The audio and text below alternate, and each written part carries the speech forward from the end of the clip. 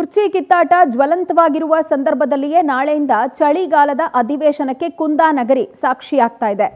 ನಾಳೆಯಿಂದ 10 ದಿನ ಬೆಳಗಾವಿಯಲ್ಲಿ ಚಳಿಗಾಲದ ಅಧಿವೇಶನ ನಡೀಲಿಕ್ಕಿದೆ.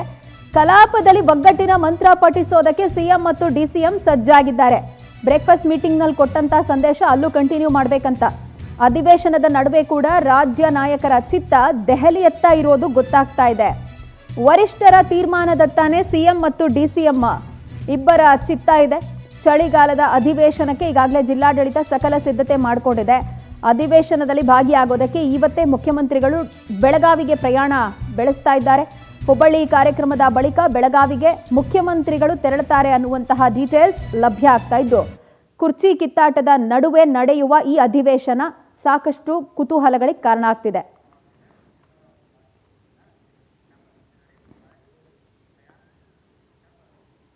ಸುವರ್ಣಸೌಧದಲ್ಲಿ ಅಧಿವೇಶನದ ಹಿನ್ನೆಲೆ ಭಾರೀ ಬಿಗಿ ಭದ್ರತೆಯನ್ನ ಕೈಗೊಳ್ಳಲಾಗಿದೆ. ಇದರ ಜೊತೆಗೆ ಶಾಸಕರು ಸಚಿವರುಗಳಿಗೆಲ್ಲ ವಿಶೇಷವಾದಂತಹ ವ್ಯವಸ್ಥೆಗಳು.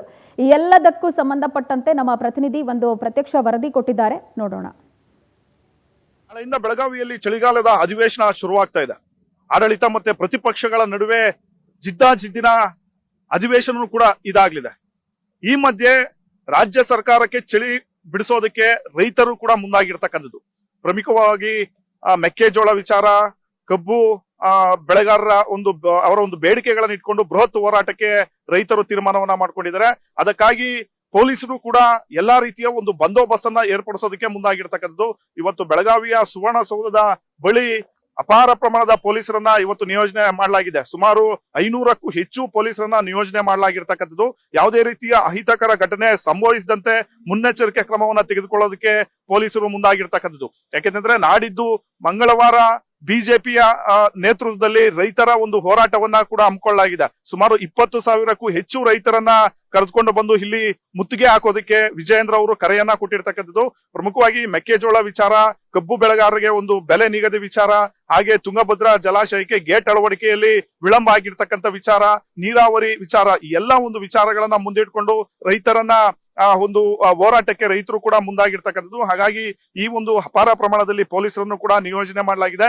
ನಾಡಿದ್ದು ಪ್ರಮುಖವಾಗಿ ಬೆಳಗಾವಿ ಸುವರ್ಣಸೌಧದ ಬಳಿ ಒಂದು ಹೈಡ್ರಾಮನೆ ನಡೀತಕ್ಕಂಥ ಒಂದು ಸಾಧ್ಯತೆ ಇದೆ. ಯಾಕೆಂದ್ರೆ ಕಳೆದ ಒಂದು 15 ದಿನಗಳ ಹಿಂದೆ ಇಡೀ ಉತ್ತರ ಕರ್ನಾಟಕ ಭಾಗದಲ್ಲಿ ಕಬ್ಬು ಬೆಳೆಗಾರರು ಬೀದಿಗಿಳಿದು ಹೋರಾಟವನ್ನ ಮಾಡಿದ್ರು. ತದನಂತರ ರಾಜ್ಯ ಸರ್ಕಾರ ಒಂದಷ್ಟು ಬೆಂಬಲ ಬೆಲೆಯನ್ನ ನಿಗದಿ ಮಾಡ್ತಕ್ಕಂಥ ದರವನ್ನ ನಿಗದಿ ಮಾಡ್ತಕ್ಕಂಥ ಒಂದು ಕೆಲಸಕ್ಕೆ ಮುಂದಾಗಿತ್ತು. ಆದ್ರೆ ಪ್ರತಿ ಟನ್ನಿಗೆ 3,500 ರೂಪಾಯಿ ನಿಗದಿ ಮಾಡಬೇಕು ಅನ್ನೋ ಒಂದು ಡಿಮ್ಯಾಂಡ್ ಅನ್ನ ಕಬ್ಬು ಬೆಳೆಗಾರರು ಇಟ್ಟಿರ್ತಕ್ಕಂಥದ್ದು. ಹಾಗಾಗಿ ಕೆಲವು ಕಡೆ ಹೋರಾಟಗಳು ಇನ್ನೂ ಕೂಡ ಮುಂದುವರಿತಾ ಇದೆ.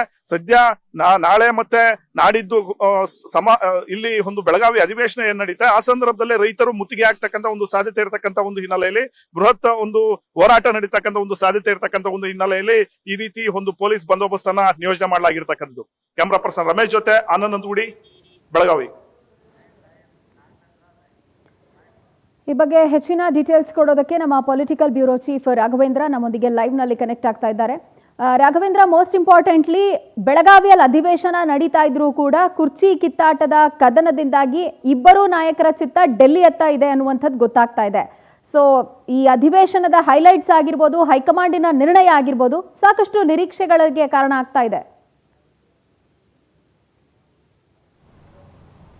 ಖಂಡಿತವೂ ಪ್ರಜ್ವಲ, ಏನಂದರೆ ಸಿಎಂ ಮತ್ತು ಡಿಸಿಎಂ ನಡುವೆ ನಡೀತಾ ಇರ್ತಕ್ಕಂತಹ ಮುಸುಕಿನ ಗುದ್ದಾಟಕ್ಕೆ ಹೈಕಮಾಂಡ್ ಬ್ರೇಕ್ ಹಾಕಿದ್ದೇ ಇದೇ ಉದ್ದೇಶಕ್ಕೋಸ್ಕರ.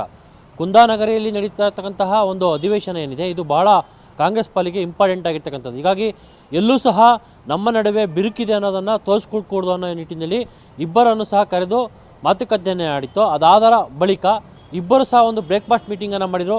ಸಿಎಂ ಅವರು ಸಿಎಂ ಮನೆಯಲ್ಲಿ, ಡಿಸಿಎಂ ಅವರು ಡಿಸಿಎಂ ಮನೆಯಲ್ಲಿ ಪರಸ್ಪರ ಬ್ರೇಕ್ಫಾಸ್ಟ್ ಮೀಟಿಂಗನ್ನು ಮಾಡಿದರು. ಹೀಗಾಗಿ ನಮ್ಮಲ್ಲಿ ಒಗ್ಗಟ್ಟಿದೆ, ಯಾವುದೇ ರೀತಿಯ ಗೊಂದಲ ಇಲ್ಲದನ್ನು ತೋರಿಸ್ಕೊಟ್ಟಿದ್ರು.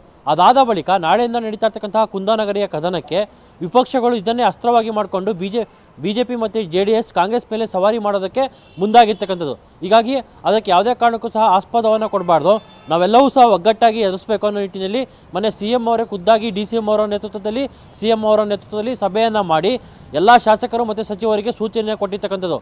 ಬಿಜೆಪಿ ನಾಯಕರು ಮತ್ತು JDS ನಾಯಕರು ಯಾವ ರೀತಿ ಅಟ್ಯಾಕ್ ಮಾಡ್ತಾರೆ ಅದಕ್ಕೆ ಪ್ರತಿಯಾಗಿ ಕೌಂಟರ್ ಅಟ್ಯಾಕನ್ನು ಮಾಡಬೇಕು. ಜೊತೆಗೆ ರೈತರ ಸಮಸ್ಯೆಗಳನ್ನು ಇಟ್ಕೊಂಡು ಅವರು ಹೋರಾಟವನ್ನು ಮಾಡೋದಕ್ಕೆ ಮುಂದಾಗಿದ್ದಾರೆ. ಅದಕ್ಕೂ ಸಹ ನಾವು ಕೌಂಟರ್ ಅಟ್ಯಾಕನ್ನು ಕೊಡಬೇಕು. ಸರ್ಕಾರದ ಅಭಿವೃದ್ಧಿ ಕಾರ್ಯಕ್ರಮಗಳ ಬಗ್ಗೆ ಒತ್ತಿ ಹೇಳುವ ಮುಖಾಂತರ ಬಿಜೆಪಿ ಮತ್ತು JDSನ ಹೋರಾಟವನ್ನು ವಿಫಲಗೊಳಿಸಬೇಕು ಅನ್ನೋ ನಿಟ್ಟಿನಲ್ಲಿ ಮಾತುಕತೆಯನ್ನು ನಡೆಸಿರ್ತಕ್ಕಂಥದ್ದು. ಅದಕ್ಕೆ ಸಲಹೆ ಸೂಚನೆಗಳನ್ನು ಸಹ ಕೊಟ್ಟಿದ್ದಾರೆ. ಜೊತೆಗೆ ಅದಕ್ಕೆ ಆಗಿರ್ತಕ್ಕಂಥ ಕೆಲವೊಂದಿಷ್ಟು ಸಚಿವರನ್ನು ಉಸ್ತುವಾರಿಯನ್ನಾಗಿ ಈ ಅಧಿವೇಶನಕ್ಕೆ ನೇಮಿಸಿರ್ತಕ್ಕಂಥದ್ದು. ಒಟ್ಟಿನಲ್ಲಿ ನಾಳೆಯಿಂದ ನಡೀತಾ ಇರ್ತಕ್ಕಂತಹ ಅಧಿವೇಶನಕ್ಕೆ ಬಿಜೆಪಿ ಮತ್ತು JDS ತನ್ನದೇ ಆದ ತಂತ್ರಗಾರಿಕೆಯ ಮುಖಾಂತರ ಅಖಾಡಕ್ಕಿಳಿದ್ರೆ, ಕಾಂಗ್ರೆಸ್ ಆಡಳಿತ ಪಕ್ಷವಾಗಿರ್ತಕ್ಕಂಥ ಕಾಂಗ್ರೆಸ್ ಸಹ ತನ್ನದೇ ಆದ ತಂತ್ರಗಾರಿಕೆಯ ಮುಖಾಂತರ ಅಖಾಡಕ್ಕೆ ಇಳಿದಿರ್ತಕ್ಕಂಥದ್ದು ಸುಳ್ಳಲ್ಲ Prajwal. Fine Raghavendra, thank you ತಮ್ಮೆಲ್ಲ ಡೀಟೇಲ್ಸ್ಗೆ.